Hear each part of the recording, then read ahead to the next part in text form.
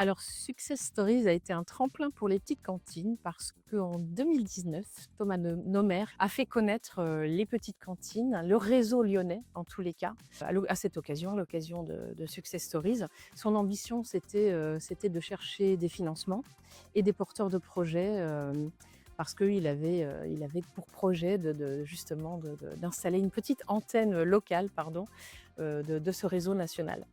Success Stories, ça a été l'occasion pour Silver Geek en tant que projet, et surtout dans son essaimage en Grand Est, d'être mis en lien avec des acteurs du territoire. À l'époque, on a eu le groupe SOS qui a beaucoup participé au début de ce projet-là, et le 11 bis dans l'Aube, qui ont été des éléments fondateurs. Donc ça a été l'occasion pour ces acteurs-là de se rassembler autour d'une même table, ou grâce au filon, de se réunir en tant que collectif avec d'autres financeurs aussi, euh, pour que le projet émerge et que ça devienne concret.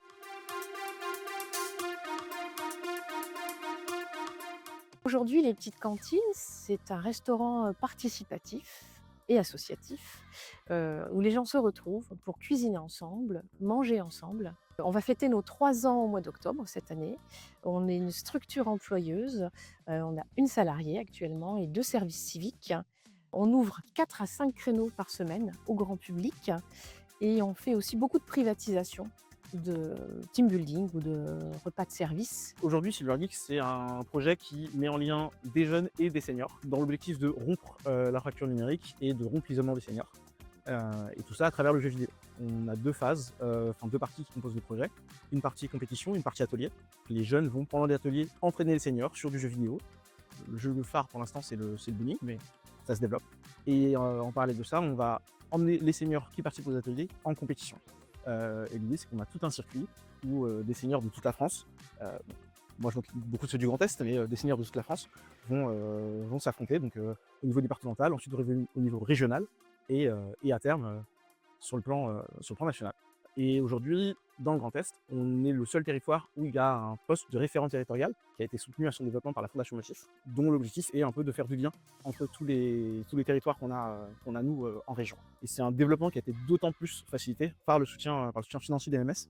On a pu acheter du matériel qui nous a permis à nous de mettre à disposition du matériel des structures qui étaient intéressées pour qu'elles puissent essayer, tester avant d'investir. Et puis ensuite, ça roule tout seul.